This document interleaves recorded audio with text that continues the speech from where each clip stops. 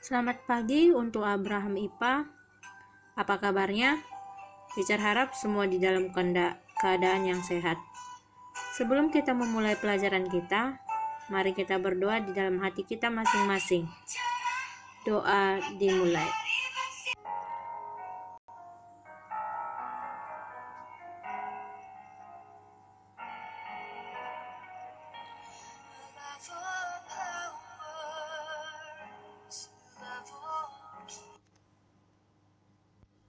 Doa selesai.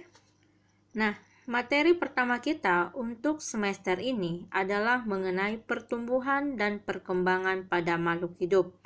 Nanti akan kita bahas pada tumbuhan, ya. Jadi, pertumbuhan dan perkembangan pada tumbuhan itu adalah materi pertama kita di semester ini.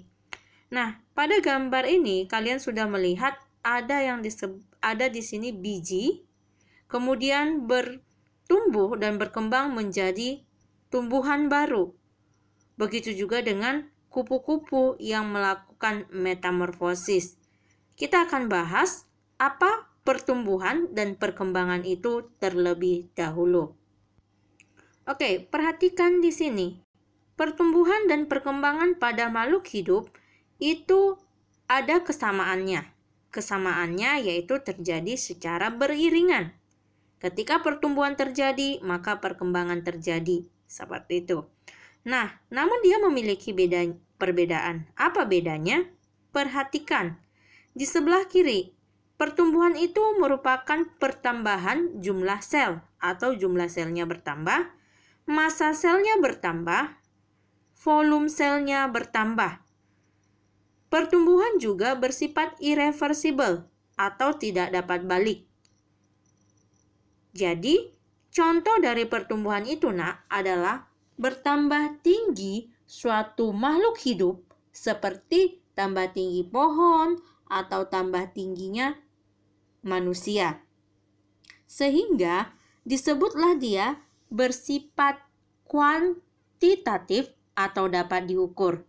Seperti yang kalian ketahui, ketika dikatakan berapa tinggimu, maka itu adalah bersifat pertumbuhan dan dapat diukur.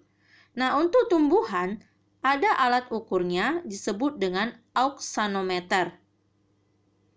Nah, kemudian untuk perkembangan, itu adalah proses menuju dewasa, di mana terjadinya pembentukan jaringan. Berbeda dengan si pertumbuhan, perkembangan itu tidak dapat diukur atau bersifat kualitatif dan bersifat reversible atau dapat balik.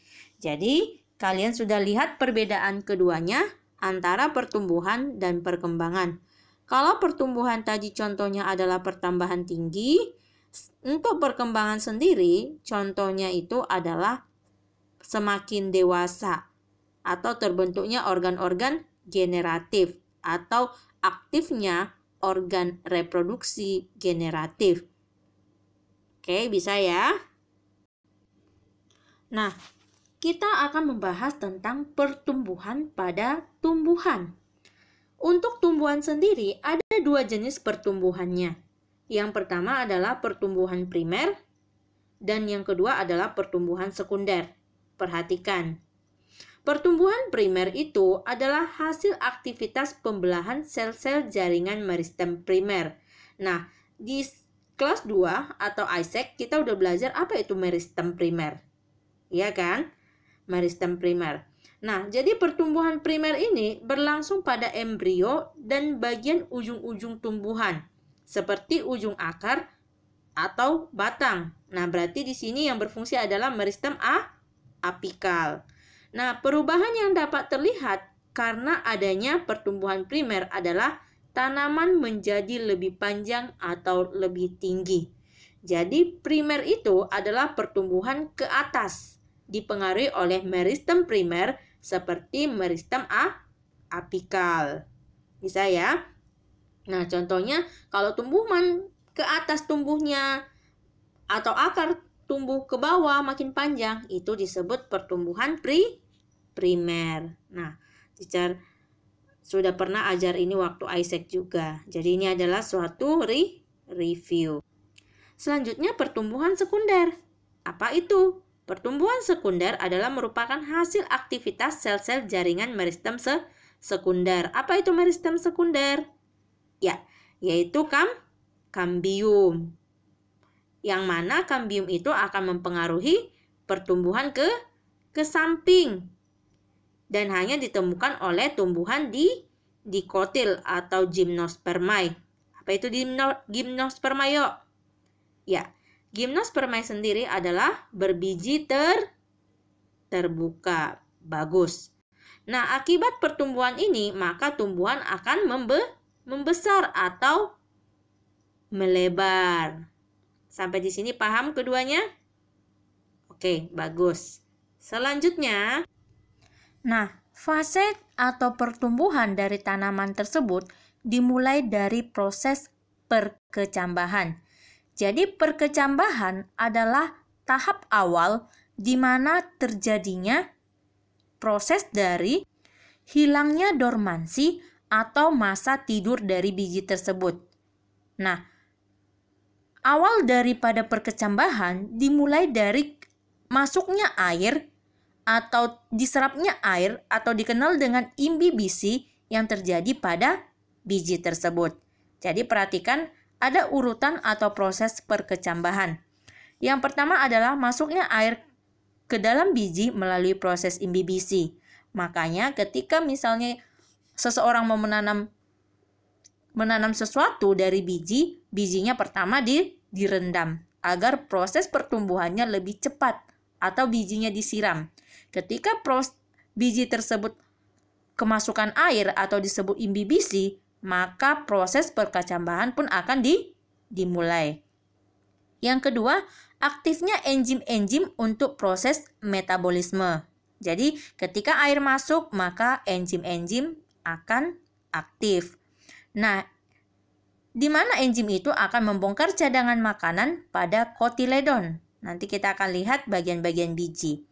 Kemudian hasil pembongkaran berupa sumber energi sebagai bahan penyusun komponen sel dan pertumbuhan embrio.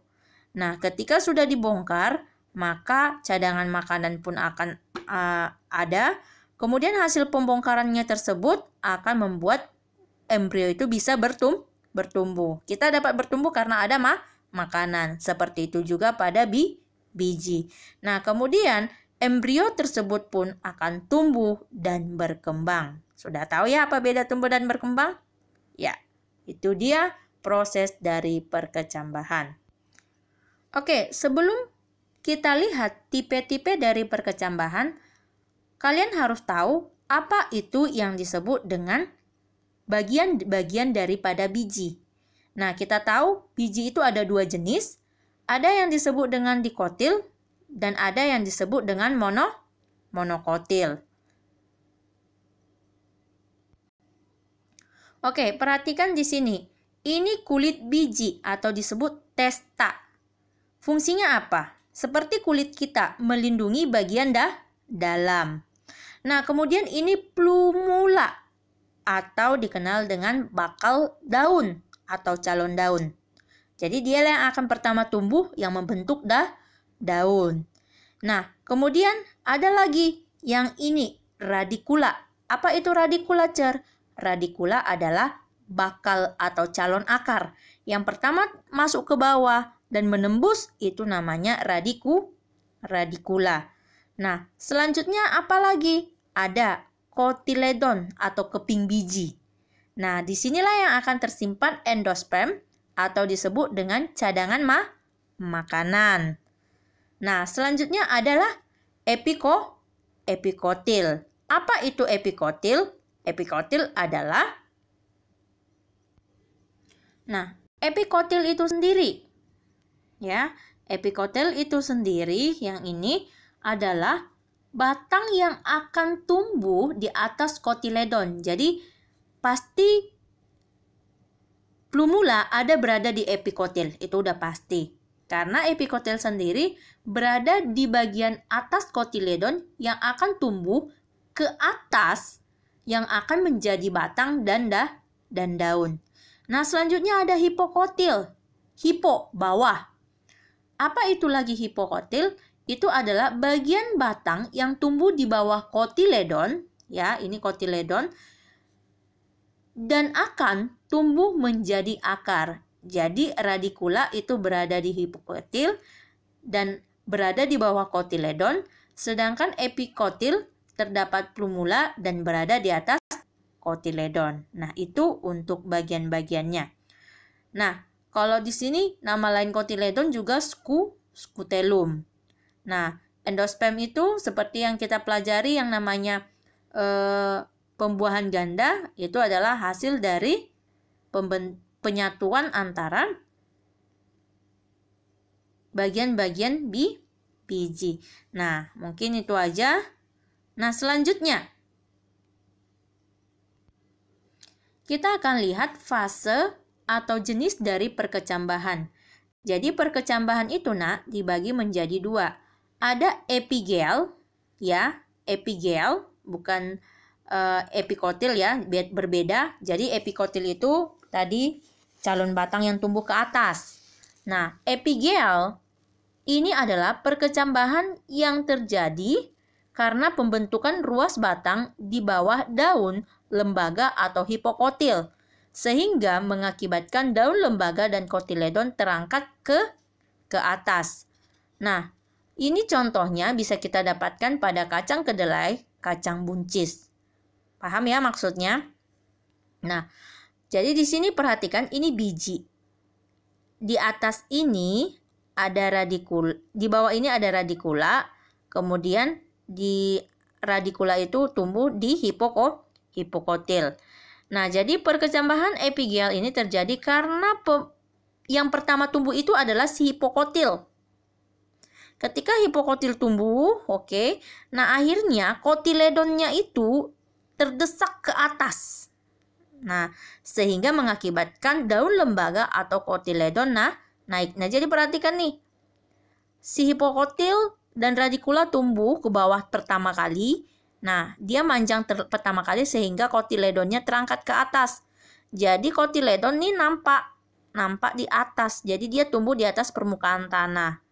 Nah, tumbuhan-tumbuhan yang mengalami hal seperti ini ada kacang kedelai, kacang buncis, seperti itu. Bisa ya? Nah, berbeda dengan yang namanya hipokotil.